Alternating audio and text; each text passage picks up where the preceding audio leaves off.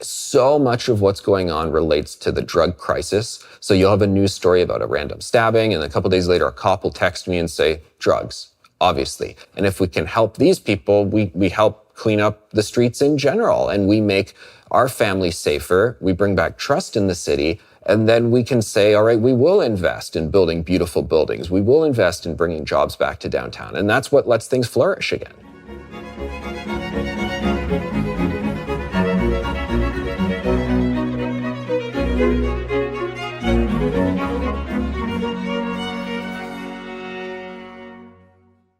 Today, I'm speaking with Canadian journalist, broadcaster, and most importantly, perhaps now potential mayor of Toronto, Anthony Furey. We're going to discuss the need for urban renewal in Toronto, the effects of ramped up homelessness, the demoralization of the police, urban as well as academic decay, a new vision on the artistic front for the city, and those pesky bike lanes, a bigger issue than one might first think. Mr. Furey, thank you very much for agreeing to talk to me today. Let's start with this. You are doing perfectly well as a journalist. I presume you kind of had your own life and that was spinning out quite nicely. Why in the world did you decide to, make a move into the political realm and run for mayor? What impelled you to do that? Yeah, Dr. Peterson, it's great to be here. Thank you so much. And I get asked that question a lot because, yeah, it's a big undertaking to run for mayor of a major city. And the main reason I'm doing it is the issues are so acute right now in terms of the challenges that Toronto faces, the concerns that people have. And as you know, I've been a newspaper columnist broadcaster for well over a decade, interacting with people, all walks of life across the city on the issues. And it really just seemed like the status quo people who have caused these problems, the city councilors, the political class, they're not the ones to fix it. The people who broke it are not the ones to put it back together again. And I feel like the center has shifted in recent years such that people are much more interested in those positions that I've been steadfast on for the number of years. There's politicians who say, I'll go to you, I'll focus group, I'll poll, and I'll create an issue. And I think people see that they're phonies. Whereas the things that I've been talking about for the past number of years, the things that you've been talking about for the past number of years, I think people say, I want to see more of that now, and more of just regular folks, the political center, the apolitical people.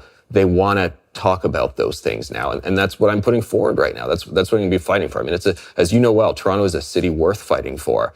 And that's what I'm doing right now.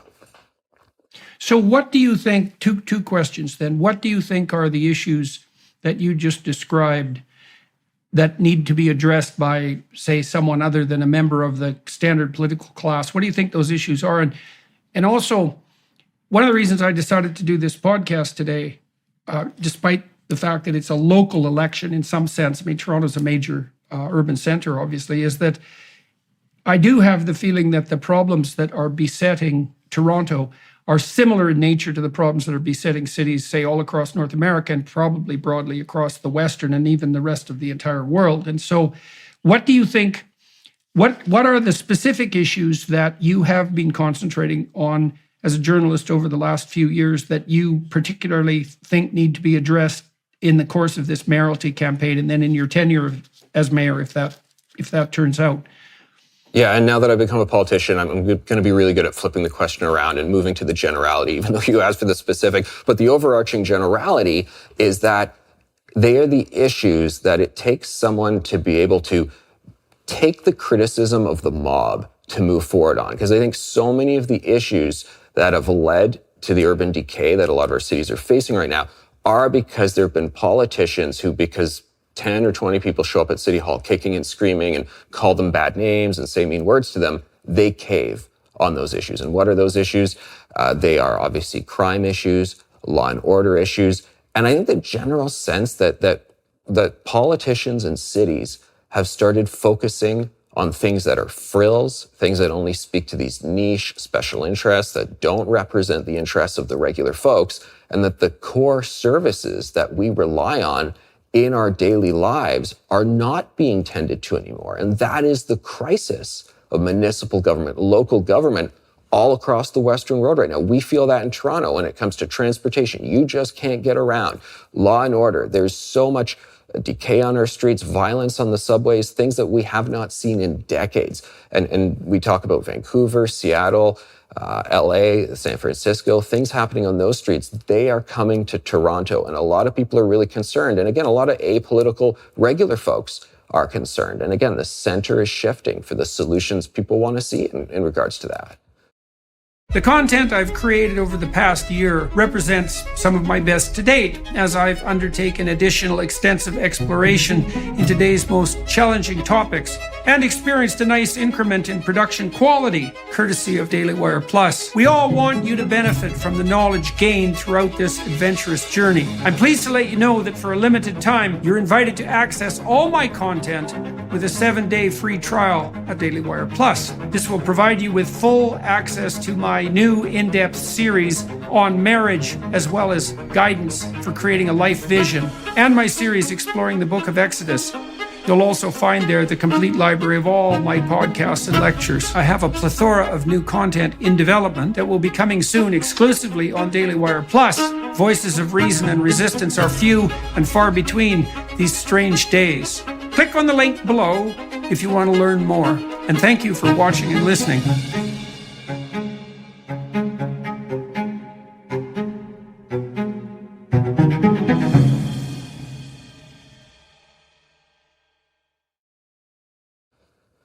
So let's talk as well about what the different domains of government are in fact responsible for. So we have responsibilities parsed out in Canada at the municipal level and the provincial level and the federal level. And my sense, most fundamentally, is the level of government most crucial to people's day-to-day lives is the municipal level.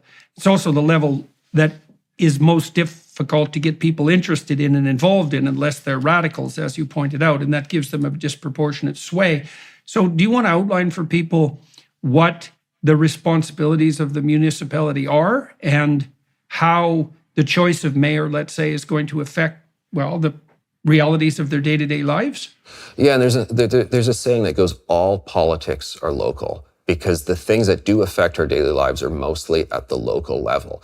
So garbage collection being done, for instance, being able to move from point A to point B, transportation, whether that's on the roads, the sidewalks, or the streetcars, the subways, the public buses, all of those things are our day-to-day lives. Policing, feeling like the streets are clean, both in a sense of there being garbage or litter or injection needles lying around on the streets, or just in terms of knowing that there's a police officer there to deal with any disorder.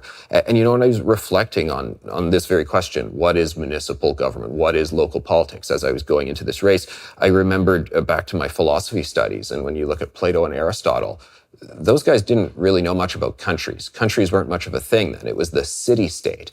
And all of the original thinking about how do we live together as a society, as a community, what is politics? The original questions around that all are actually about cities. That was the beginning. That's where it all started.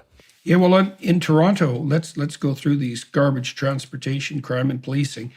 One of the things I've observed, let's say on the garbage collection front, is that it's switched from being a service provided by the city so that people can quickly and efficiently get rid of the things that are no longer necessary, and so the city can remain orderly and productive, to a moral play where every act of garbage disposal, let's say, is freighted with the entire weight of saving the planet. And it's become extremely expensive and time-consuming. And, you know, that would perhaps also be fine if there was some evidence, for example, that recycling plastics, which has been a big deal in Toronto, has actually worked in that they are recycled and done more good than harm, which by all evidence it hasn't.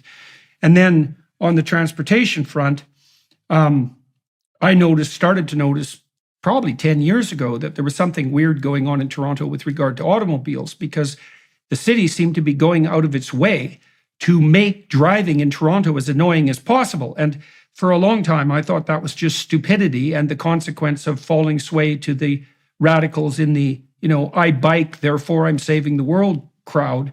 But I started to understand, I'd like your thoughts on this, I've started to understand more recently that there is a consortium of municipalities worldwide, I think they're called C40, if I've got the acronym right, that do in fact have as a long-term goal the radical reduction of private transportation, especially in anything that's powered by fossil fuels, which is like everyone's car. And so the war on automobiles and the continual multiplication of these bike lanes is driven by a very anti-development agenda. And I think it's particularly pathological in Toronto because, of course, it's an uninhabitable city on the climate front because it's so bloody cold for 5 months of the year. And the only people that can use bike lanes regularly are like fit 20 to 25-year-old men who actually don't have anything better to do. And that's not a very good group of, what would you call, constituents to design an entire city around. So let's talk a little bit about bike lanes and garbage collection, and then maybe move to the catastrophe on the public transportation front that's been unfolding for 20 years, for example, on Eglinton.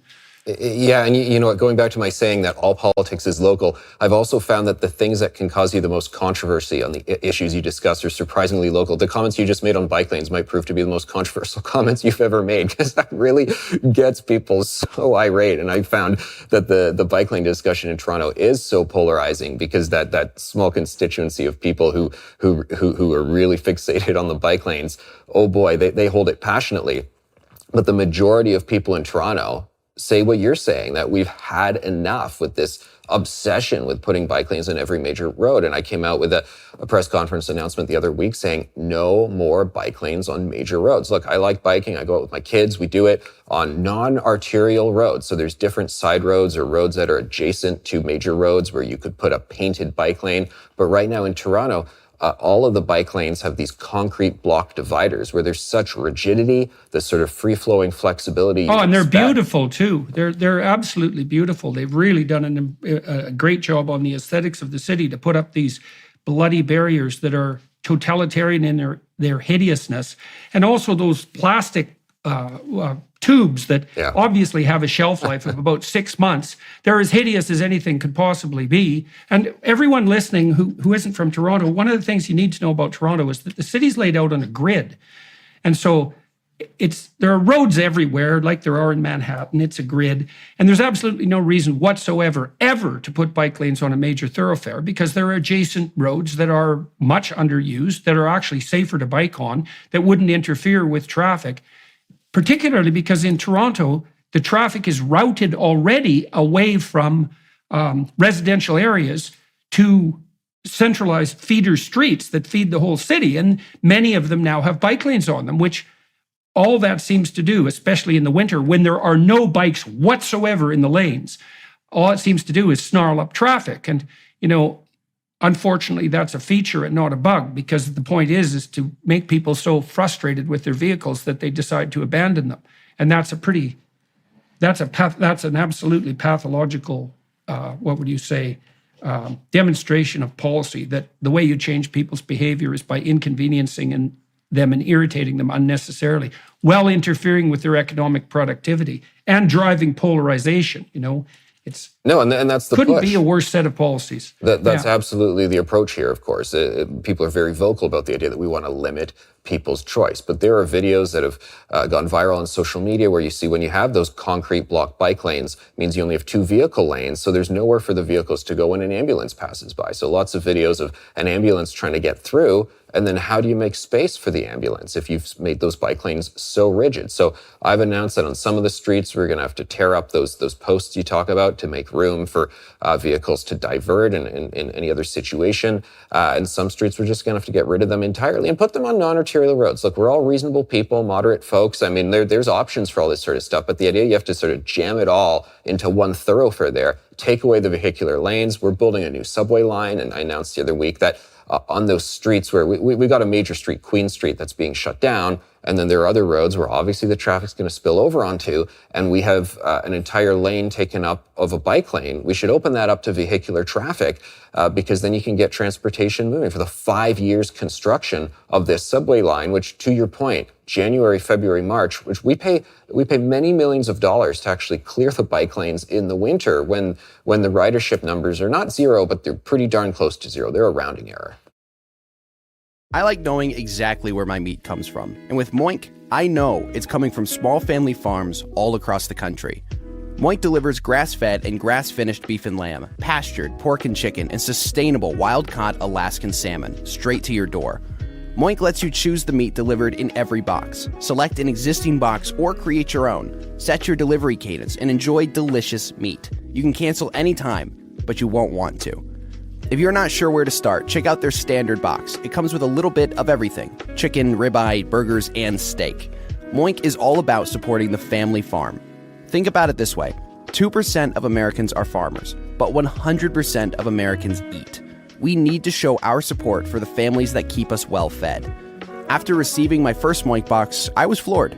The salmon and chicken are both fantastic, and the steak might be the best I've ever had, and keep in mind, I cooked it myself. With a freezer full of Moink products, I can without a doubt say it is a fantastic deal on a ton of delicious and well-produced products. You won't be disappointed, and you can rest assured all of Moink's meat comes from wholesome American farmers. So keep American farming going strong by signing up at moinkbox.com/JBP right now, and Dr. Peterson's listeners can get free bacon in your first box. And let me say, it's the best bacon you'll ever taste. I re-upped my subscription because I ran out too fast. MOINK box.com/JBP. That's moinkbox.com/JBP. Yeah. Well, let's talk about this polarization issue too, because with regard to the bike lanes, because I think it is emblematic of something that's going on a broader scale. It's like, this is something like the equation. It's something like, well, carbon dioxide is destroying the planet, and cars emit carbon dioxide, and so people who own cars are destroying the planet. And so if I ride a bike, then I'm saving the planet. And if you oppose me riding a bike, then you're opposing saving the planet. And anybody who opposes saving the planet is obviously akin to an agent of Satan. And so now you have the polarization. And the thing that irritates me about that, or one of the many things that irritates me about that, is that has transformed the simple act of riding a bike, which should be just something you do with your family, or you do because you can, in fact, use it to get from point A to B. It's turned it into a kind of messianic moral crusade. And I should point out to all of you who are riding bikes and who think you're saving the planet, you are not saving the planet by riding a bike. You're just riding a bike. And so you should pull the morality out of that argument and put it back into the religious domain where it belongs. And we could actually have a sensible discussion about how we could integrate the multiple forms of transportation that now exist, including scooters, electric scooters and that sort of thing, with cars, so that we could all get around, so that our ambulances could work, and so that we didn't make every damn city street as hideous as possible in this counterproductive way, expensively, and while doing absolutely no good. And to your point as well, one of the things that we've seen happening in the West in recent years is that very vocal minorities are holding disproportionate sway over public policy. And that is definitely the case in the biking situation, particularly in Toronto, because it is a very small minority of people who are pushing this. And so why do you think, Anthony, that why do you think that you'll be immune to this sort of pressure that you've seen so many people fall prey to? Like, it's no joke to be mobbed. And you know what? It's very, very hard on people. And the radicals are extremely good at weaponizing that mob attack. So why do you think that you'll be able to withstand that? And have you, in some ways, been able to withstand that already? Yeah, I mean, I've been a newspaper columnist, radio show host for about a decade, and I'm used to it. You know, you say something, and you know, to your point, it's something that you feel is a totally reasonable position, and people in person come up to you on the street and they say, hey, I saw what you said, I read your piece, it was pretty reasonable, thank you for that, or people send you a lovely email, but in the anonymity of social media, people are saying these awful, dreadful things to you. You go, oh man, you know, I got these 50 awful things said to me. You go, oh, okay, 50 people in a city of well over 2 million, it's actually not that big of a deal. And I think just remembering that people's rudeness, people's acting out says more about them than it does about you. I also think there's something to be said about just not coveting the approval of people who are not going to like you in the first place, and not coveting a certain sort of social social approval that sees you kind of moderately liked by everyone. The outgoing mayor of Toronto, he resigned the other month. It's what triggered this election. A lot of people have said to me who were friends of that mayor, they said, you know what, we really liked him. He was a nice guy, but he just wanted to be liked so much that he couldn't make a single tough decision because he didn't want 50 people to say mean things about him. And that is ultimately what I think stops so many leaders from leading. You know, I have a friend who was a minister in the Mike Harris government, which for people who aren't in Toronto, aren't in Ontario, they should know that was a conservative government that made some tough choices. So I got a lot of people out yelling at them in the 90s. And my friend said, look, if they're not out burning you in effigy in the first 3 months, not the regular folks, but sort of the niche interests, if they're not out yelling and screaming about you, what on earth are you doing? Why are you out there? Because it means you're not actually making any sort of meaningful decisions. So you just got to be willing to take the heat. And I'm willing for the mob to come for me. That's a good inversion of the fear, is that, so your claim fundamentally is that if you're not annoying, irritable ideologues, you're not doing your job. Yeah, I think there's really something to be said for that. So I'm going to go in two directions now. The first is, what makes you think that you're qualified for this job? Like, what does it take to be qualified for the job of mayor? What makes you think you're qualified in an absolute sense? But then also, what makes you think that you're qualified in comparison to your opponents, who we should also discuss?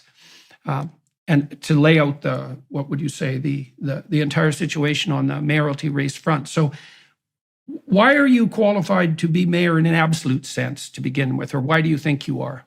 Being in the media for the past 10, 15 years in this city, doing the columns, doing the radio work when it comes to municipal issues, it puts you in touch with people from all walks of life, all spectrums of society, all across the city. You hear about their concerns, and then as you're writing about, studying, interviewing, meeting with people about these issues, you're meeting with the top decision makers. And I don't think politics should be about kidding yourself that you're the smartest guy in the room. I think it's about acknowledging that you have the ability to get the smartest gal or guy into the room, to say, okay, we're dealing with this or that. I got to have the humility and good sense to say, get me that guy, as a principal tenet of leadership. And as I've been devising these policies, I mean, I'm not pulling them out of thin air. I'm saying, get this guy on the phone, get this person on the phone, and we're going to figure this out. You know, but bring the best here. And throughout the past decade, I mean, I've been getting in touch with the best as I navigate these issues. And it's never been me myself. It's been me navigating it with these people's guidance. And you bring them to City Hall. Because I think part of the problem is that the status quo politicians only bring on those special interest niche activists and just elevate their voices. I want to elevate the voices that are actually able to get things done. I'm meeting with so many people in the business community, and they all say, why aren't we bringing business best practices to City Hall? Why, and whatever you want to call it, there's all these zero-based budgeting, Lean Six Sigma. There's all these different terms they have about bringing managerial practices to the public sector. Why is none of this being done? And I say to them, that's an excellent point. I will bring that. I will elevate those voices. I'll bring you guys to the table. Right. So you feel that you've been in a position to aggregate the concerns of Torontonians serving as a journalist, but also that you've made contact with people who have genuine competence in a variety of areas, and you would be willing to consult with them to find the best solutions going forward. I mean, I've met with leaders all over the world and tried to generate, what would you say, a theory of competent leadership. And I think you actually hit the nail on the head. You hit two nails on the head with your description, because the first thing I've seen that characterizes people who are genuine leaders, it's sort of independent of whether they're nominally on the left or the right, is that they actually go out and listen to people. So one of the things that the word lobbyist, the word lobbyist is derived from this old practice in England where you could meet your member of parliament in the lobby, which was the central building in the House of Parliament, and you could call on them at any time so that you could discuss your concerns with them. So being a lobbyist the lobby was where the politicians actually met the people. And the great leaders that I've seen really listen to their constituents. So Preston Manning, for example, when he built the Reform Party, which was quite an active leadership, he told me at one point that the part of the campaign to build that party that he enjoyed the most was the Q&As after the speeches he gave in arenas and so forth across Alberta, because by listening, in 150 different locations to what people were concerned about, he could find out what their problems actually were and then start to generate policies that were focused on people's actual problems. Then the next point you brought up was that, this is another characteristic of great leaders that I've seen in a variety of realms, is that they're perfectly willing to surround themselves with people who are more informed and smarter than them on any number of issues. They don't have the kind of ego that demands that they're the smartest person in the room all the time, and so they can call on people who are true experts without, what would you say, sacrificing the responsibility of the decision making to those experts, because that's also another danger, as we saw with COVID. And so, okay, so you think you've managed to talk to a lot of people, and you know what the real concerns are in Toronto, and that you've been in a position that enabled you to do that over like a decade, and also that you do have the ability to identify people that are competent and the willingness to listen to them. Do you have any qualms on that front? Like, if you were looking at your weaknesses procedurally with regard to your team, what do you think they might be? What do you need to have bolstered as you go forward? Well, you just want to bring everybody to the table, more voices, and you want to get out there and you want to meet as many people as possible, identify as many people as possible, whether it's the small business people who I've been meeting with over the years, or whether it's the influential people. I mean, it's finding that sort of perfect combination of bringing everyone to the table. When it comes to lobbyists, the big corporations, they are able to pay to have someone come and book a time to meet you at City Hall and talk about their grievances. But I found the smaller businesses, the medium businesses, the ones still run by the families, I mean, they're just not able to do that. They can't afford that, obviously, to hire a lobbyist. And they have to fight a lot more aggressively to just get the airtime for politicians. So you want to go to them. I've said I'm going to convene a mayor's roundtable of small businesses and restaurateurs, which is an industry that's just been totally messed with and decimated. And of course, restaurants are one of the things that people say. People don't say, I'm going to Paris or Rome or Toronto because I want to try the McDonald's at this intersection. They go, I want to go to that unique restaurant I've heard so much about. Yet we've totally gutted that industry during COVID. So giving them a voice too, including those voices. I was in Romania here the other day, and I talked to one of the ministers in the government there, and they've put together a system they call ION, I-O-N, and it uses a chat GPT-like artificial intelligence system to aggregate public concerns and to bring them to the attention of their political leadership. So, you said one of the weaknesses perhaps in your operation is that you see the necessity of making contact with groups of people who don't have a paid lobbyist voice, and that's a constant challenge. Back to the issue of competence and leadership, you want a leader, you want someone who's intelligent on the general cognitive ability front. You want someone who's conscientious and dedicated, and then you want someone who has a very wide social network, because that's one of the multipliers of competence, right? If you know people who know how to get things done, well, you don't have to know, you just have to call on them, and then you have to get the hell out of their way if you have any sense. So you're telling everyone who's listening that, one of the challenges you face is trying to figure out how to expand that social network so that you're aggregating the concerns of people who don't necessarily know how to make their voice heard.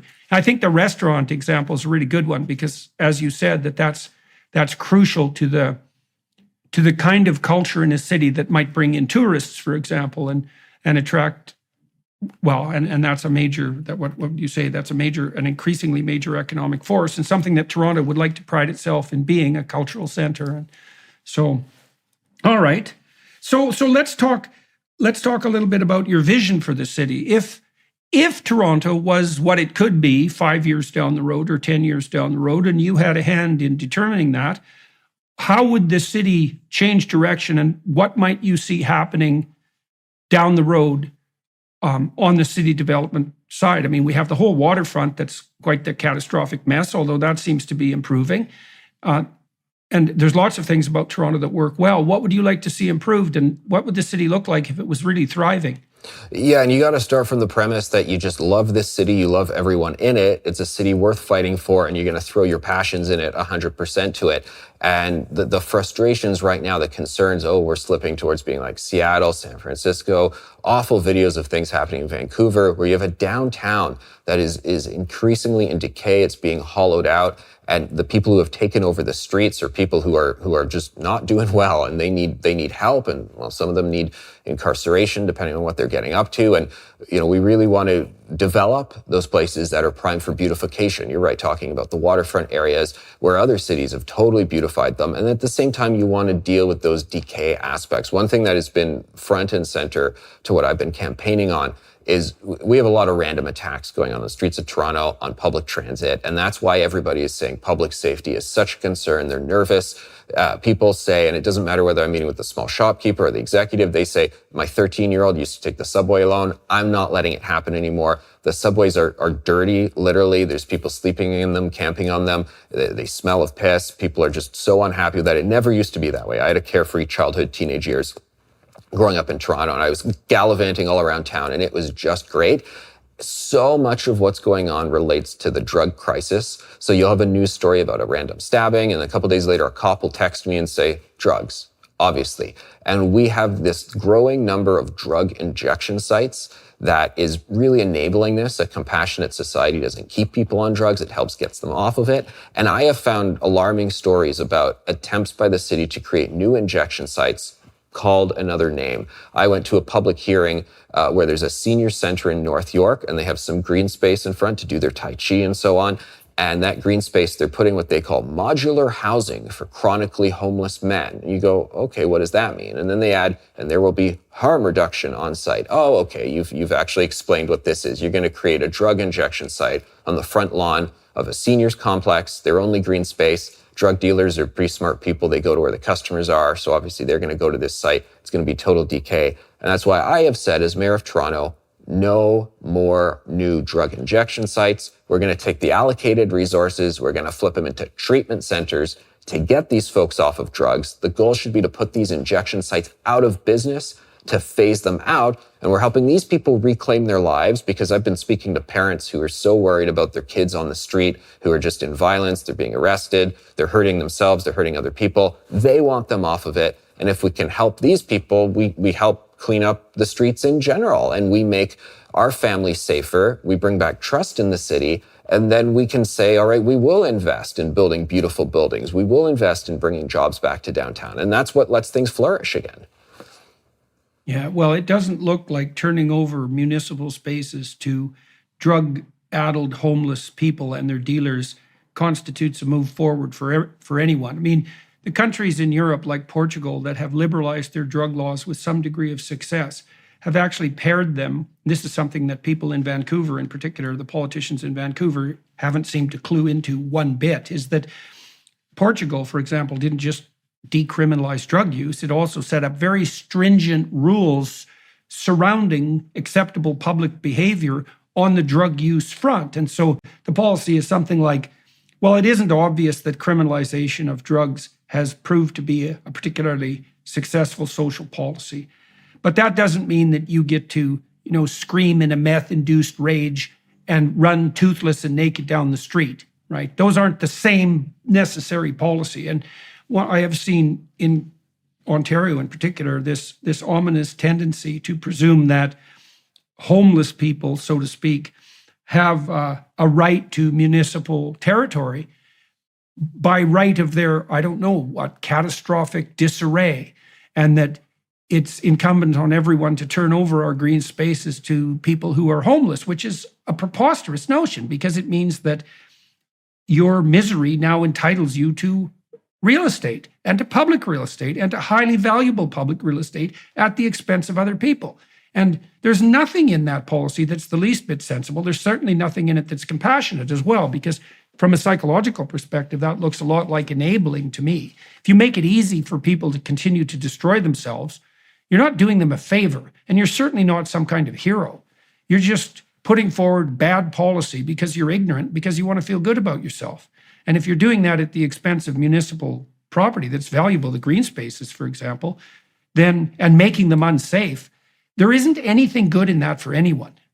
Absolutely. And one of the challenges we have in Toronto, affordability crisis, people can't afford homes anymore. So more and more young families are living in downtown with their children, and they take condo spaces, and there are not that many parks. I mean, Toronto has a shorthand known as a city within a park because there is so much green space and trees, which is great. But actual parks where you can go out and have a great picnic and a great time downtown, there's not that many of them. And past couple of years, they have been taken over by encampments, which is why I'm saying, as mayor of Toronto, no, the public space must be available to people and to families to enjoy. And are we compassionate about these people having their troubles? You bet we are, but they can't take over the parks. And the tent encampments must go down so the public space can be reclaimed by the people. It's just getting warm again in Toronto. We've got to be able to enjoy a summer without these tensions happening again, where kids can go down a slide without the parents having to go, oh, are there needles on this slide? I've had that very experience. We now live in the east end of Toronto. We live downtown in condo land, and I have had to say, sorry, son, you cannot go down this slide because, well, there's the needle right there. And I'm not picking it up because I don't have the right material to deal with this stuff. So we got to move on. I mean, that's just awful.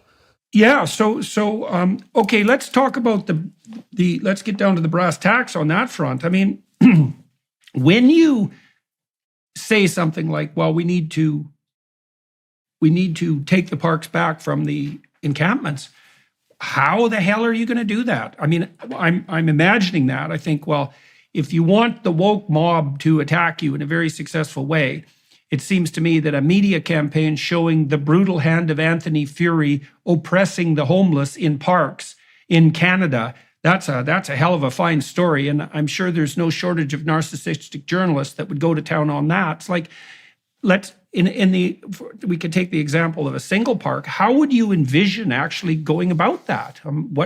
Once the camps are established, like, what do you do with the homeless people that are there, and how do you actually take action without it being an ethical catastrophe? Well, the police go in at the right time and they get rid of the tents and they take the people out and they move them to another location. That's how it's done. It's the only way it can be done, and I will make sure we do it. One of the reasons it hasn't been done before, two big reasons. One, the politicians are afraid of encouraging that policy because they don't want the headlines saying, oh, look what this guy did. I know the silent majority is on my side, though, that we just can't have this. Compassion, yes, but you can't take over the parks. Number two, one unfortunate thing that's happened with the anti-police movement in recent years is the police feel demoralized. So many officers tell me, what is the point of doing my job? If I do my job, follow protocols, and I'm not talking about the ones that don't follow protocols and do awful things. They have to obviously follow all the consequences of being bad cops. But the good cops who are just trying to do their job, and then they're thrown under the bus by the politicians and their own chiefs. We have a chief of police also running for mayor here who demoralized his force. He threw the force under the bus. If you allow that to happen, if you demoralize your police force, obviously they're going to stop doing the job. And they don't feel like there's any reason to do it because they're just going to be punished for doing it. So one, you say, go in and do this, clear the parks. And number two, when the headlines start coming for me, I'm not going to go, oh, I can't handle this, so I'm going to blame the cops. I'm going to throw them under the bus for something that I initially encouraged them to do. No, we're going to bring back law and order, and I'm going to have the backs of the officers. I'm going to support the police. So how are the police reacting to your campaign? Do you have any sense of whether the rank and file officers are in support of the sorts of things that you've been putting forward? They are, and I'm having a lot of meetings with officers, both officially and unofficially, to hear what's really going on and to say, I support you guys, and to get the sense of what's going on the ground, to speak to the beat cop. Although, to clarify that phrase, beat cop there, one of the things that they identify as a problem is there aren't beat cops anymore. You walk around the streets of Toronto, you're not going to see any police officer just walking the streets. And that was a normal thing for decades. That was how policing used to work. Right now, people walking downtown Toronto go, the next person who turns that corner could be a person in a drug-induced psychosis who's going to attack me. I'm nervous about that. I want to get us to a situation where people go, the next person who turns that corner could be a cop. So both the people feel a sense of assurance, and anyone who's thinking of causing trouble knows, well, okay, I better be careful because the next guy around the corner could be a cop who stops me from making that trouble. So why were the police taken off the walking beat? Do you know how that came about? because we increasingly put our investments, our tax dollars, and our political capital into these shiny new baubles, these distractions, these fringe projects, and we let the core services be ignored. So it's a funding problem. I mean, we have defunded the police in Toronto. Without a doubt, we have fewer police officers in Toronto now than we did 10 years ago, despite the fact the population has grown. Where did all this crime come from? Where's all this disorder? Well, obviously, cause, effect. That's what's going on right now. And we got to turn it around. We have to invest again in the basics, whether it's public transit, which I'm going to do, or in policing. And we've just got to do it. We have to reprioritize. Okay, so let's talk about public transportation. We could talk about, well, while the war on automobiles has been raging in Toronto, there's also been a tremendous amount of noise about improving the transportation system, the public transportation system. And most of that's been noise, and I think that Eglinton is a very good example of that. So the LRT system, light rail transit system, there have been plans to make that functional along the Eglinton route. And that whole major business thoroughfare has been a quagmire and nightmare for 20 years, something like that. And with no real progress of any sort evident on the transportation front. And yet we hear stories constantly coming from, say, China, which I'm not holding up as a shining example, by the way, of the ability to lay like literally hundreds of miles of subway down within, a 2 or 3 year span. So like the subway system in Toronto for a city of its size and wealth is pretty damn shoddy. It's insufficient. I've lived in Toronto for 20 years. The development plans on the subway side have been appalling, to say the least. Very little's got done. It's unbelievably expensive. It's caused endless disruption. Now, apparently, the plan is to shut down Queen Street. So what, is it going to turn into another Eglinton? That doesn't seem like a very good plan, given how central Queen is to the entire culture of Toronto. So, like, what's going on the public transportation front? And why put more money into a system like that if it's already been demonstrated for 20 years that the city is for some reason incapable of managing it properly? And that's why I came out and said that I will be suing Metrolinx, the agency that's creating all of these lines, for $1 billion for breach of contract and damages. Because this Eglinton line, it was supposed to be finished a while ago. 2 years ago, they took the media and politicians on a tour and said, look, it's over 90% complete. And it actually worked. They took the train from end to end. What's the problem? They're not closers. They can't get it done. They can't do the granular. They've just found out there's no credible timeline to complete it. There are over 250 deficiencies. And City Council and the good people of Toronto are expected to just shrug and go, oh, well, another delay. And I've said, no, it's not acceptable. My team and I read the contracts. You're in violation of so many of these terms. We're suing you for breach of contract because we got to light a fire under their rears. We can't keep taking this anymore. Yes, we're all sort of polite Canadians, but at a certain point, you have to go, we're being abused here. We have to fight back. We have to stand up for ourselves. And that lawsuit should hopefully set the tone that this new line, the Ontario line it's called, along Queen Street, a downtown relief line, we're grateful this is being built. It's long overdue. So I'm going to be a willing partner with the other levels of government in getting it built. But you guys better not mess around and you better stick to schedule, because I'm showing we're serious now about holding people to account. This idea that contractors in the public sector can just totally screw up on things in a way that the private sector would never tolerate. We just can't be doing that anymore. To your point about China, I can bring it closer to home. I was touring this beautiful Hindu temple, this mandir in the west part of the city, and they are telling me the construction on it, how it did not take very long. They brought people in from India who are experts. It's such a beautiful building, so finely wrought and so many details to it. And they built it in such a short period of time. I was just gobsmacked. I said, we got to bring you guys in to build the subways, because you're closers and they're not. Like, come on. Well, what seems to happen on the policy front constantly is that virtue signaling narcissistic politicians announce huge spending projects. And then they make the case that the spending is the accomplishment. And then they spend the money, but they don't do any of the work necessary to actually supervise the spending. Because the actual benefit of the spending isn't the spending, because any idiot can spend money. The benefit is the results. Now, if you've done even a home contracting project, you know perfectly well that you have to keep an eye on the project. all the time. There has to be someone there making damn sure that everything is, I mean, you have to have competent people doing it. But even then, if you let a home construction project go unsupervised for any amount of time, first of all, it'll grind to a halt. And second, the costs will multiply extensively. So partly because the contractors have other jobs. And so, they're putting out the noisiest fire, to mix metaphors terribly. They're always putting out this fire that's producing the most smoke and noise.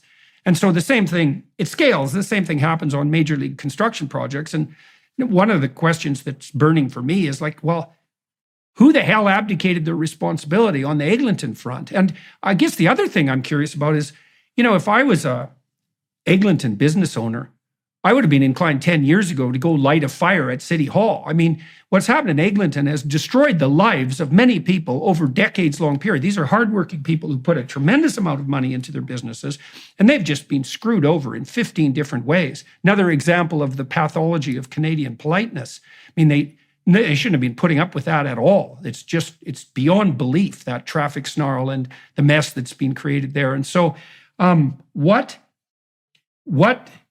makes you think that you'll be able to, number one, go after this company successfully without them just folding and disappearing or claiming bankruptcy and disappearing?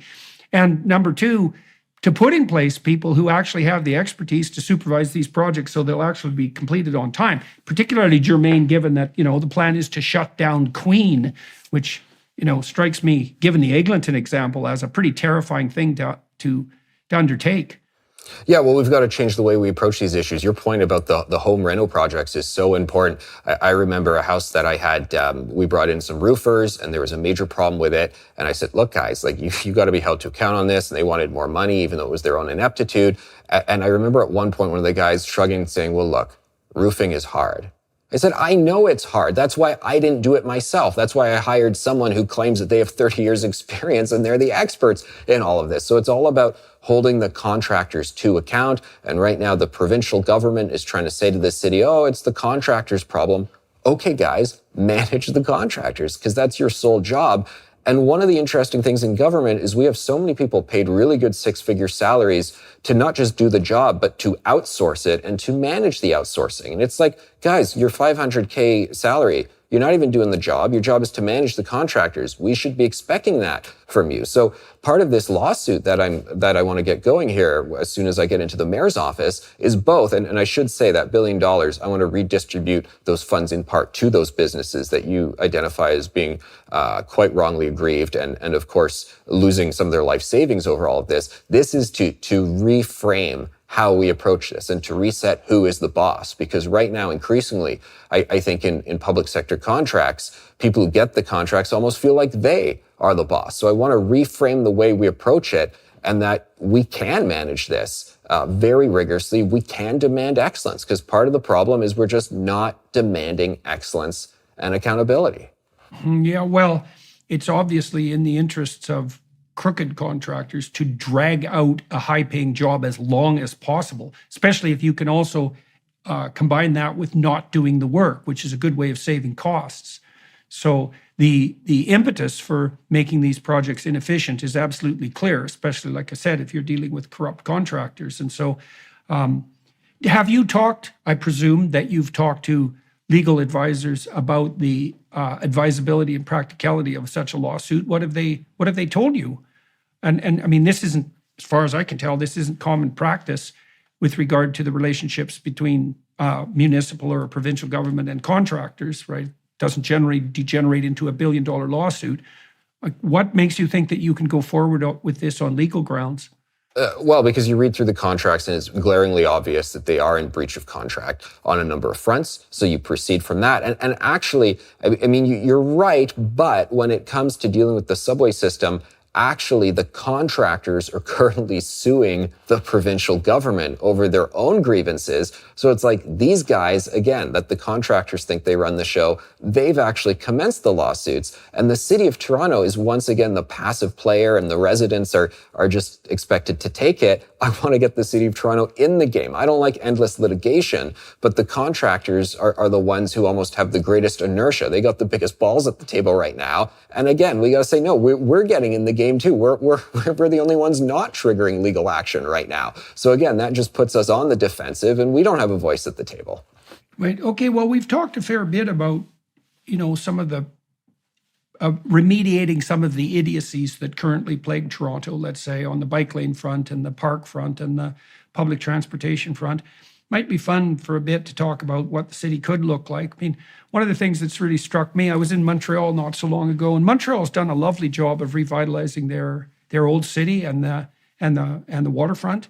So it's extremely accessible to people. It's very, very beautiful. It's a lot of fun, and that's something Montreal's really good at. I mean, that damn city, man, it's produced a civic life that's just top rate, If you're speaking of world-class cities, there's probably one in Toronto or one in Canada, and that would be Montreal, given all the things that it has to offer. And Toronto claims world-class city status constantly, which is one of the reasons it's actually not true, because if you are a world-class city, you don't have to yell about it constantly. But we have this amazing waterfront that's because the whole city is spread out along this gigantic lake with its beautiful beaches. But so much of that is still marred by construction rubbish and like detritus of the last 150 years of pointless and counterproductive planning. And like the city could be very waterfront centered. And there has been some moves on that front right downtown with some real progress made, I would say, over the last 20 years. I mean, then there's nighttime in Toronto too. I think what was done with the CN Tower, for example, lighting it up, that's kind of fun and playful. And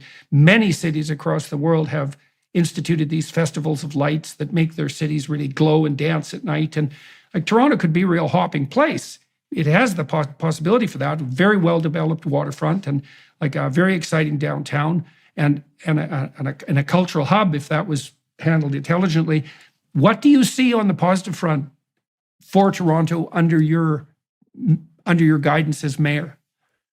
As mayor, I'll say yes to big, bold, exciting, and fun ideas because Toronto has become a city of no. And we always look for reasons to knock things down, what we call tall poppy syndrome. There's something that's going to be very inspirational, very powerful. Well, let's come up with reasons to actually criticize it instead. I've been speaking to a lot of real estate developers who have some very ambitious ideas. And when development is coupled with beautification, with boldness, it can be a really powerful thing to rebuild the city because you don't want the bureaucrats and you don't want the politicians beholden to special interests. You want the people who are the great innovators. And what so many of these developers say, and also other forward-looking sectors, like the tech sector, for instance, what so many people in these sectors say, development, tech sector, that things are so slow-moving, rigid, and negative when it comes to planning, when it comes to approvals, when it comes to red tape. I was speaking to one developer who said he's been waiting 6 months for a meeting about whether or not this wall is kept or not as a heritage designation wall. And I said, well, what's the problem here? What's the holdup? He said, well, the guy comes by from the city and then he says, okay, I got to go back for this other paper. And then the meeting is pushed for 6 weeks later. I'm like, why can't you be a closer? You get the guy in the room, you're looking at this darn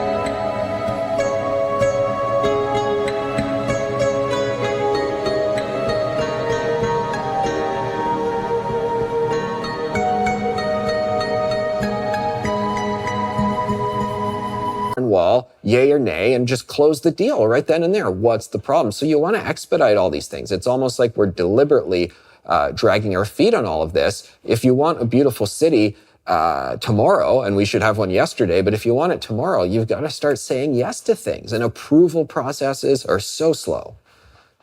Well, here's an example. So, and I've been traveling a lot in recent years, and so I haven't paid as much attention to this particular issue as I might, and so my knowledge might be out of date. But I noted that there was a protracted attempt in Toronto to diversify the food carts away from just hot dogs, which is kind of what they are now, hot dogs and sausages. And there was a notion that given Toronto's thriving ethnic communities, that we could set up a system of food carts and that could offer an incredible plethora of different dishes. And this happens in places like Manhattan, for example. And those street restaurants, let's say, are a good entry point for people who want to start a new business. And they do add a lot to local life because they can move to parks and so forth. But the last time I checked, none of that had happened.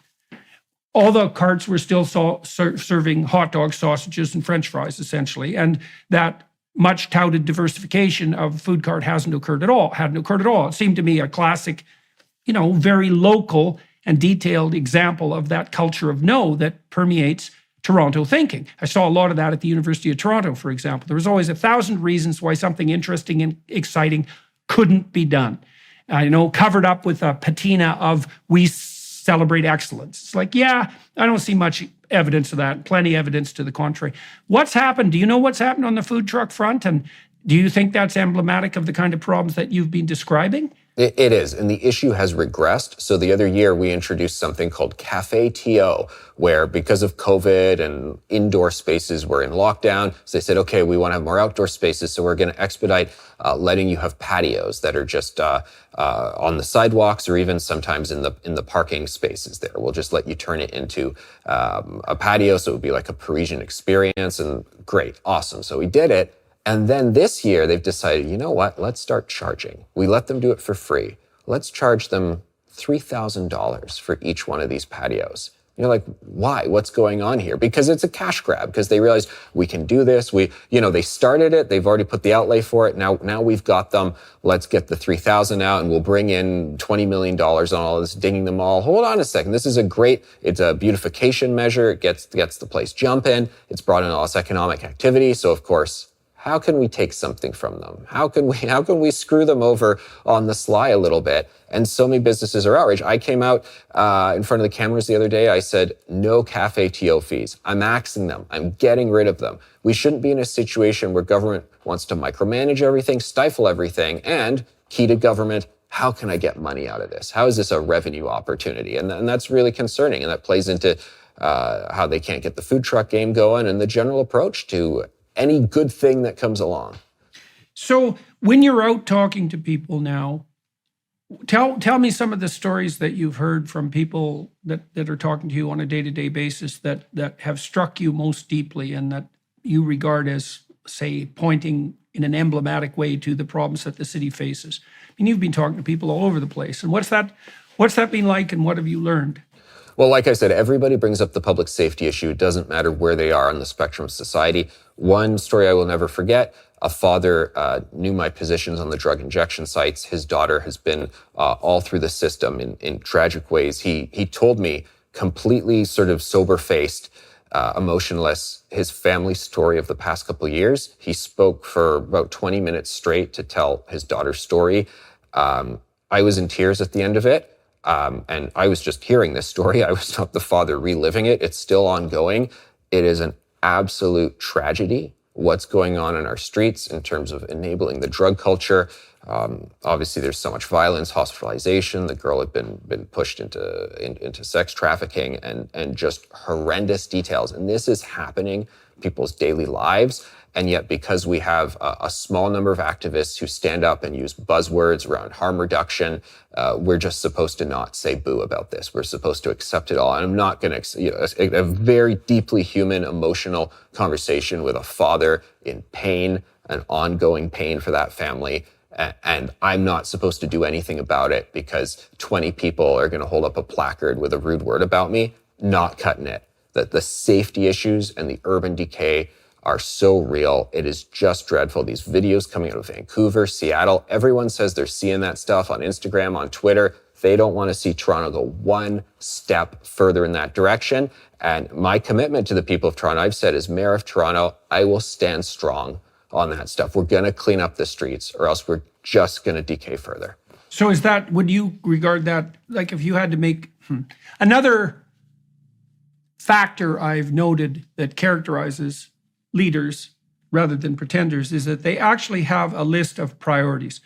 Because the pseudo leaders have 100 problems and they're going to solve all of them. And wherever they turn, someone has a problem and they're instantly offered the assurance that that's going to be a top priority. And the thing about top priorities is that there's actually one top priority, and you can't do everything. You have to make a hierarchy of necessity.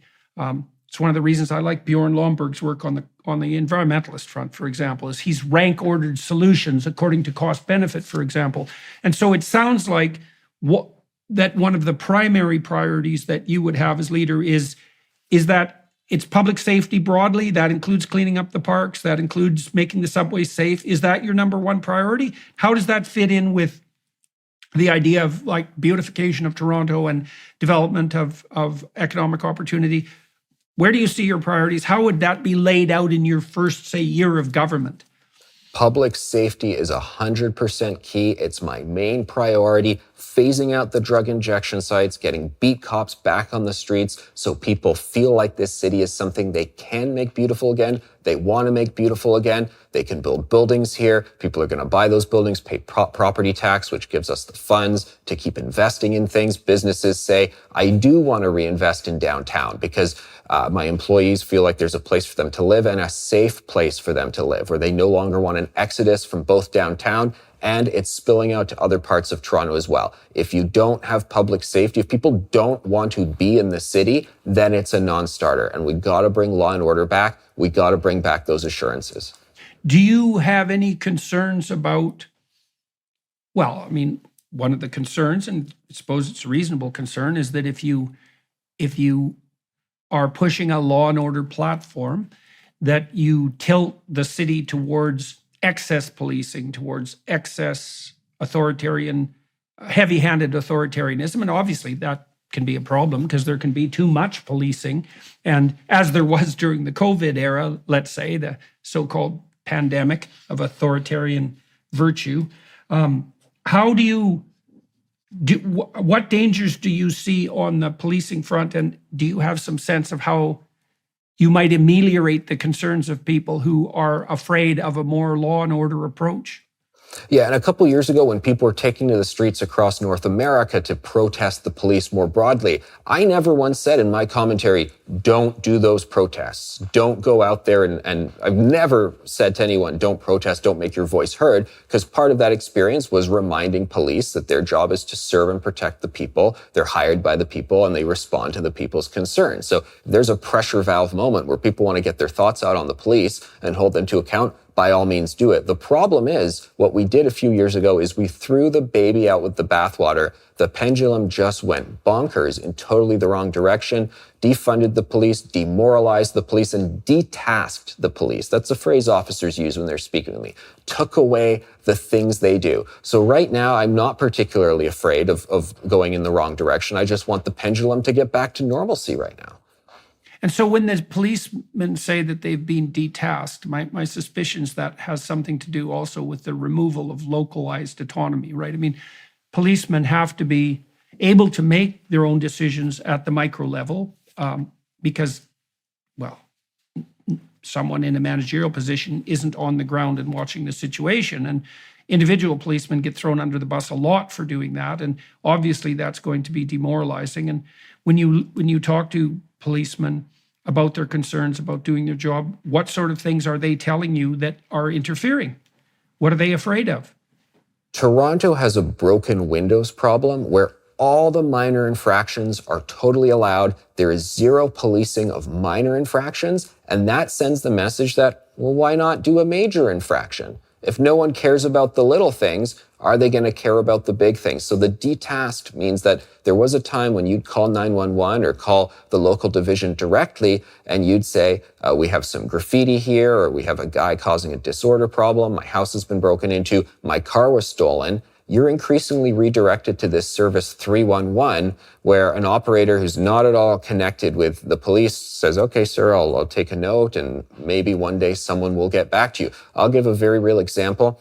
I saw on my community Facebook page that there were injection needles under these risers, under these bleachers at a park right near where my kids play. And someone said, watch out, these are here, but we called the service because they say don't touch the drug needles, because the great thing about having all these injection sites is there's all these experts who deal with this stuff. So don't you touch them, we're going to bring the experts. He called this service, the needles were not collected. I went and took a look. I called the service again to say, are these needles getting collected? They just never were. And they say, oh yeah, someone will be there to pick them up, and they're just not. Issues where who's even dealing with these issues anymore? Detask just means they're not responding to things. Car thefts are massive in Toronto right now. Part of the problem, and we haven't really spoken about the media yet, but because mainstream media is being hollowed out, there's tons of layoffs, people are not actually reporting on what's going on, and they don't really have a sense of just how much crime has gotten out of control unless they're on top of it. So community Facebook groups will post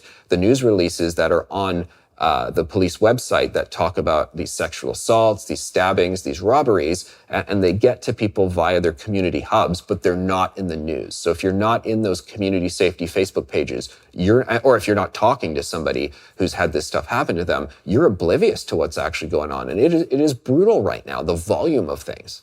You know, I was in the capital city of Albania a while back, and unlike most Eastern European cities, it is graffiti free. And you might think, well, that's who cares? And I would say, well, if you traveled through Eastern Europe, you'd care. And this is also true of Rome, by the way, because there is an assortment of magnificent architecture that's absolutely marred. And it's not bloody well marred by street art. It's marred by miserable little psychopathic thugs who are doing nothing but tagging. And the cities look dreadful as a consequence. And they actually fixed that in Albania.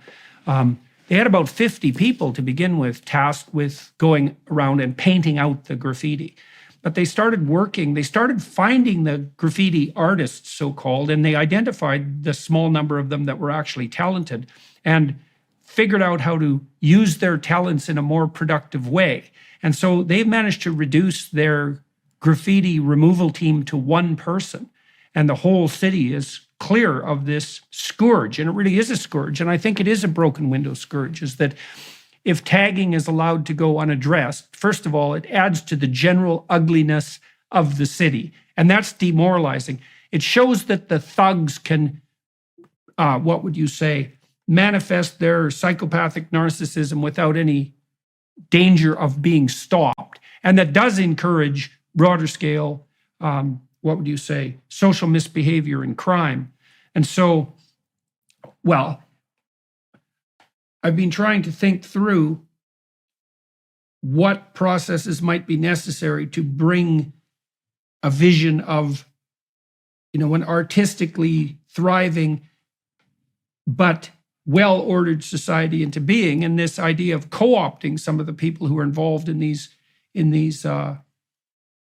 low-level criminal activities seem to be an interesting one. I mean, you talked about the broken window problem. You talked about the needle problem, for example, and the fact of homelessness in the park. What other elements of urban decay do you think are sending the wrong message to people in Toronto? One big issue that so many different groups talk to me about, and I've met with Hindu parent groups, Asian parent groups, meeting with an Islamic association, so many concerns about an issue you've talked a lot about, education and the school system. Now, the mayor of Toronto does not run the school system. It's a provincial issue, but you have a relationship with the head of the school board and the trustees, an ongoing relationship. And I've told these parents, I will be your advocate.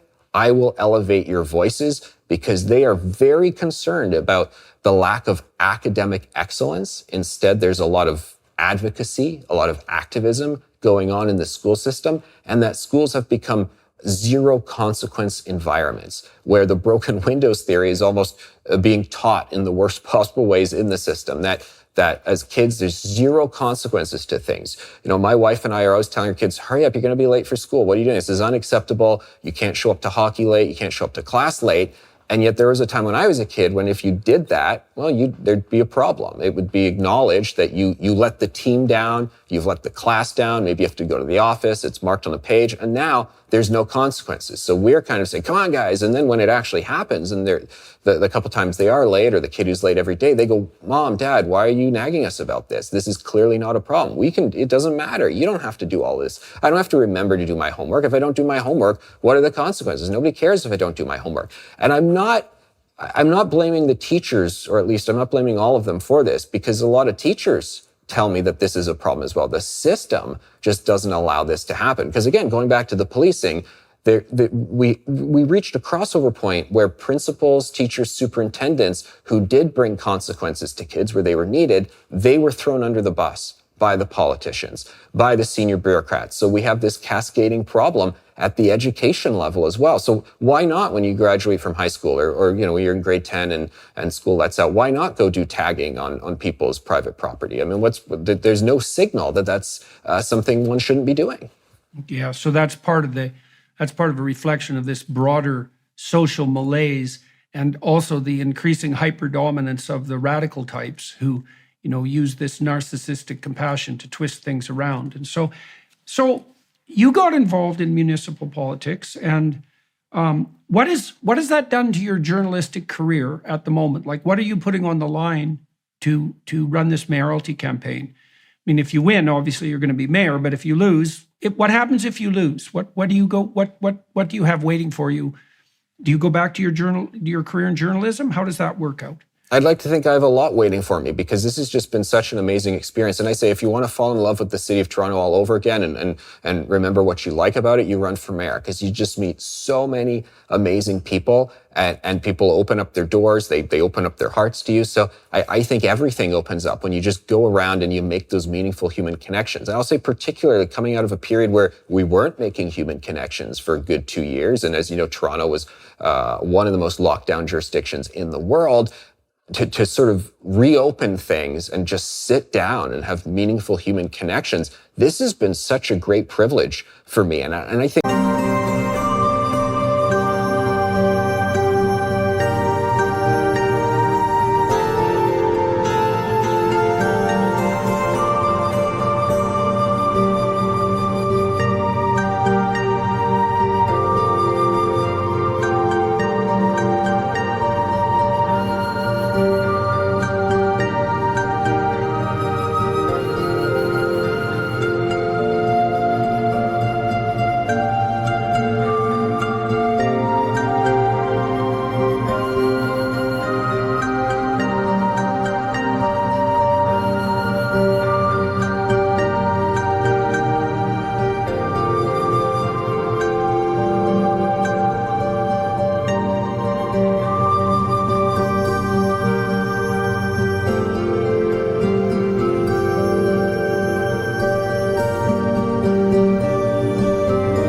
regular folks really want the sort of stuff that you've been talking about for years, that I've been talking about for years. So I'm in it to win it. And every day we're making connections with new people and more individuals joining the team, because they want to go in this new direction. And the people, the fringe niche activist agenda is increasingly, I think, losing momentum. People don't realize that they're undeniably on the down, that all the indicators show that these folks do not have the influence and power they did. And it's time to put the regular folks back in charge again.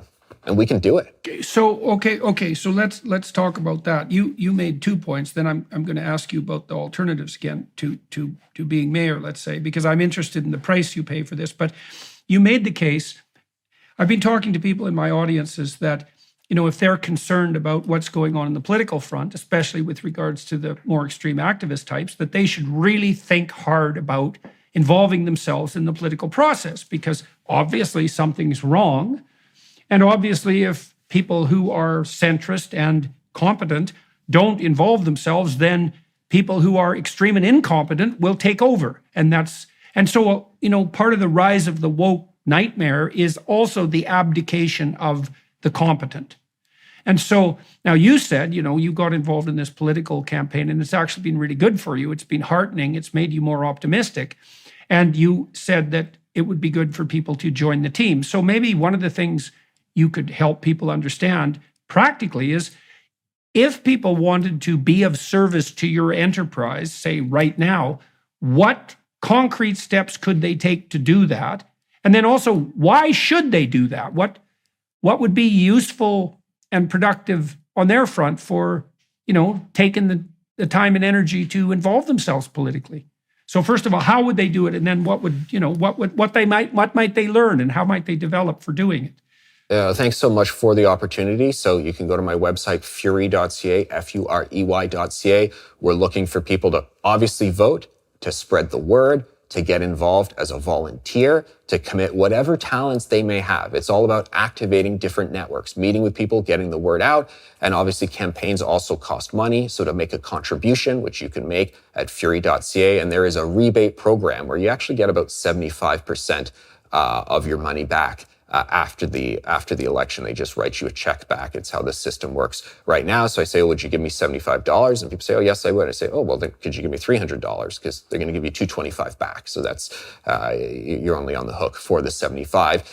And why do it? Well, because we have a great opportunity here. I will say, practically speaking, it's a very divided field. And there's about 8 people with serious campaigns who are running for mayor right now. Most of them are in the left of the spectrum, and they're all going to be fighting over each other for those left-wing votes. I feel like I'm pretty much the only person who's out there in the sane aspect of the spectrum. And those of us who are like-minded have this opportunity, because while I want to win a mandate widely across the city and all voices matter, and I want to get as many votes as possible, this can actually be won with only about 18% of the vote is kind of the number that a lot of the strategists say. So I will be in it to exceed that 18%, but to definitely get that 18%. And the rest of the field is crowded, whereas there's a whole terrain out there that I can totally go out and capture. And it's about activating the network. So anybody who has a community group, a church group, a group of friends, a business association, say, hey, I like what Anthony's saying. I want to bring him on a Zoom call, or want to get him to an event, or let's do that, because it's all about spreading the word. And more people are joining by the day, and the word is spreading. I just feel so great about it. I feel like that there's only upside to me for this, and for everybody in Toronto who wants positive change.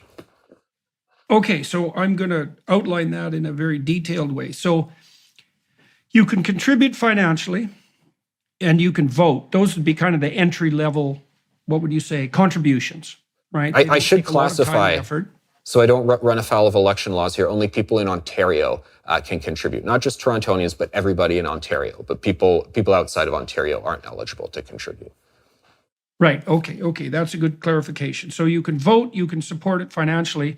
Then you said, if you're a member of a community group, if you have some local charisma and clout, then you can contact your campaign to make that network available to you and to your team. So that would be useful for people who are organizers at the business level, for example, or in other community ways. If young people want to volunteer to help, what would you have them do? Like I know people go door to door in campaigns, for example. That's a very good way to cut your political teeth. You meet a lot of people that way. You have to develop your social skills very, very rapidly, because you'll meet every sort of person you can possibly imagine by going door to door knocking, and you'll find friends and foes quite rapidly. And so, that's good experience for people who haven't had that kind of experience. If a young person wanted to volunteer, you said they could go to your website, that's furey.ca. What would you ask them to contribute, and what opportunities might lay themselves out for them?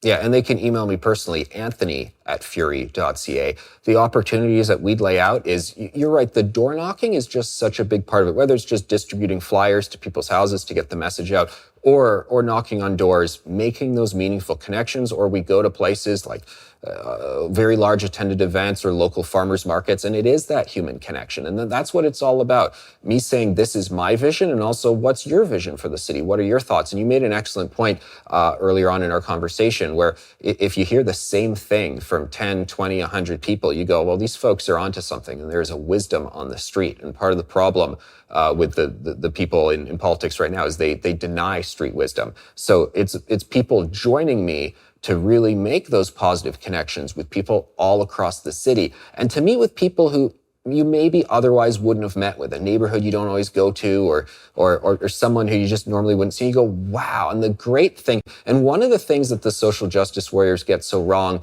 is they want to accentuate our differences. But when you just start getting out and meeting people, you realize our similarities are so much more powerful and profound than our differences. And you come together with someone who you might think, I don't have a lot in common with. Oh no, you do have a lot in common with them. So please, everybody join the team, and we're going to go out and do that. We're going to knock on doors, distribute flyers. We're going to organize Zoom calls, join me at events as I go out and connect with people. And it's so cool to be in that car with a team and go, we're going out to this event and that event, and it's a packed schedule. I'm working, and as things ramp up, the election's on June 26th, I'm just going to be working like 18-hour days. But it's amazing. It's a beautiful experience, and I'd encourage everybody to join me.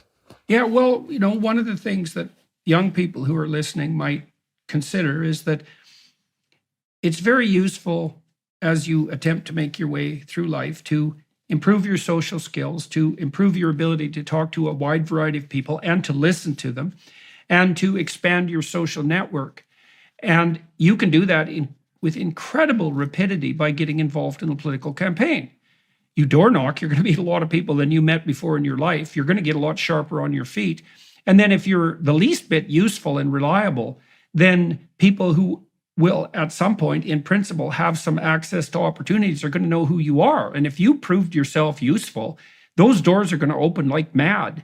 And so there's nothing in it but upside. And so for those of you who are listening and who are concerned on the political front, or who have some political interest, or who are maybe just cynical, it's like, well, get out there and get involved a little bit and see, you'll see for yourself quite quickly that the institutions that govern our society are actually quite functional if we actually use them. And it's a good opportunity. So I'd encourage people who are watching to do this. No, absolutely. I mean, my Rolodex has only grown in terms of the great connections I've made, the people I've met, and these really, like I said, genuine positive connections. And then people join the team, and they're meeting all the different people. These people, obviously many people in the business community and in the arts world and in this sector and that sector. And you're interested in this. You go, hey, I met this guy on this campaign a couple years ago. Now I'm doing this new project. I got to get back in touch with that guy again. I mean, the people who get involved in political campaigns, yes, there's political junkies, but it's also people from every sector, every walk of life, and the creative opportunities that come from, we're all coming together for this shared interest to make our city better. But then, bam, it opens the door in the world for anybody on the team to do so much more with the connections they've made. You're totally right. It really is. It's a movement is what it is. Yeah, well, and it's such a good opportunity for young people because political campaigns are generally extremely desperate for help of all sorts. And so you actually want to go somewhere where people are extremely desperate for help of all sorts, because then your rather limited talents, because you're young and you don't know what you're doing, are welcome. And then you have this opportunity to take on responsibility that otherwise wouldn't be granted to you, and to learn extremely rapidly. And so if you're looking to foster your career, which shouldn't be your primary goal on the political front, but things can work in concert. A political campaign is an excellent way of learning about the city and developing your skills and your social network. So, and I want to drive home the fact too that if responsible people don't take up their political responsibilities, then irresponsible people take up the political responsibilities, and then you tilt things toward a kind of non-productive, narcissistic tyranny. And that's not a good idea. And that's happening everywhere very rapidly. And I think one of the ways to remediate that is to get involved at the local level where things actually happen. And so it's part of the reason, why your campaign interested me. Maybe we could close a little bit. What kind of vision do you think the people who are also running for mayor are putting forward that's different from yours? And how would you contrast that specifically? Like who's the front runner? Is Olivia Chow the front runner? Who's the front runner in this race at the moment on the more progressive side? Yeah, Olivia Chow, for those who don't know, is sort of like the the elder stateswoman of the far left movement all across Canada, and she was a federal politician for a while. Her husband, who passed away, was the leader of the left-wing party in Canada. She's now seeking the mayoralty again. She was rejected 10 years ago. She wants to, I guess, get her revenge on the good people of Toronto. And those ideas are about tearing down the Gardiner, the major highway, just tear it down, out of bike lane to pretty much every single street. Bringing in more taxes, I guarantee you that's going to happen. They do not believe that City Hall has a spending problem, which I believe. I can talk about this stuff in great detail, the financial matters. But what so many of the other guys want to do is just look for opportunities to just steal more taxes from people. All the councillors running for mayor have voted to proceed with this municipal sales tax, so a whole new level of tax. Oh, don't worry, it'll just be 1 or 2% in the first year. Yeah, right, and then 4, and then 5, and so forth. They're going to get addicted to the revenues from it. If we have an affordability crisis right now, which we do with the rising price of food, is this a good thing for folks, particularly low-income folks? Absolutely not. Shopkeepers, disincentivizing them. They're coming up with all these other crazy entirely new taxes that they're going to try and impose upon people. That is not the right way forward. It's not the responsible way. I have said flat out no to these new taxes. And instead, what we got to do is be responsible with the books. And if we grow our city, the more units of housing you're building, well, there's property taxes that come with that. So you're building your revenues that way. You're doing a positive growth, a positive way of growing the coffers by inviting more people into town to share in this great city building project we're doing. All right, so we'll sum up. So your primary concern is to reestablish trust and reasonable trust in public safety, to ensure that the city doesn't degenerate into a crime-ridden nightmare the way so many cities have degenerated and continue to do so. And you believe that if you do that, well, that's going to restore people's faith in the downtown, for example, and encourage development, encourage habitation. One of the great things about Toronto compared to many North American cities is that the core, downtown core, is very residential. And so it doesn't have that ghetto-like aspect of just stark business with no life that characterizes so many cities in North America. And that is a great advantage of Toronto. You see a positive vision on the beautification front, more development of parks, a more vibrant, artistic, and culturally alive Toronto. You're not particularly fond of increased taxation. You are looking at intelligent solutions to transportation, which don't involve, for example, multiplication of bike lanes that do nothing but interfere with the flow of traffic. You want to do something to remediate the corruption on the transportation front, especially that's plagued areas, devastated areas like the Eglinton corridor. And you've encouraged young people to involve themselves in your not just young people, but also young people to involve themselves in your campaign. You said that was Furey.ca, Furey.ca. And your email address again for people who want to contact you directly? Is Anthony@Furey.ca. Right. Okay. Well, I think that's probably not a bad place to end this. Is there anything else that you'd like to say to the people of Toronto, but people more broadly as well, who are watching this because they're interested in the issue of municipal politics? Is there anything else you'd like to say before we close off?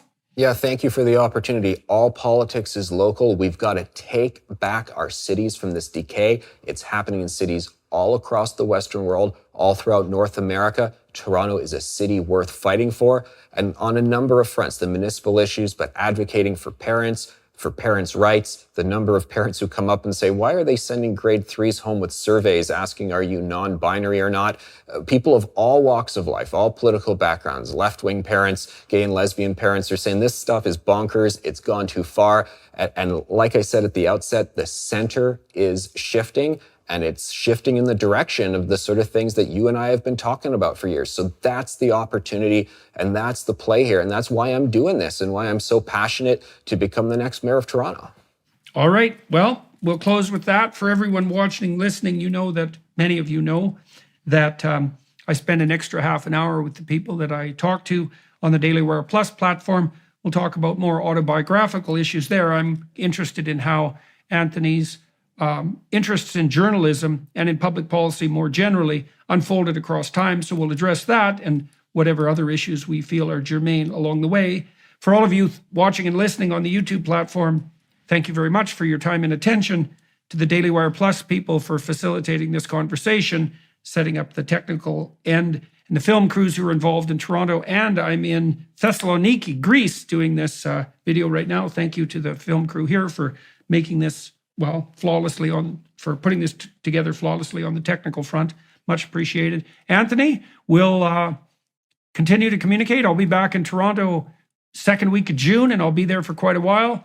And so, well, we'll get a chance to talk some more. Maybe there's some event we could do together. That might be fun. We can talk a little bit about some of the more visionary ideas that we've been discussing behind the scenes. That would also be entertaining. And so thank you very much for running for mayor first. That's no trivial thing. You know, you have to put a fairly big detour in your life to manage that. And then also for agreeing to talk to me and my audience today. Oh, thank you so much, Dr. Peterson. It's been a pleasure and an honor. Hello, everyone. I would encourage you to continue listening to my conversation with my guest on dailywireplus.com.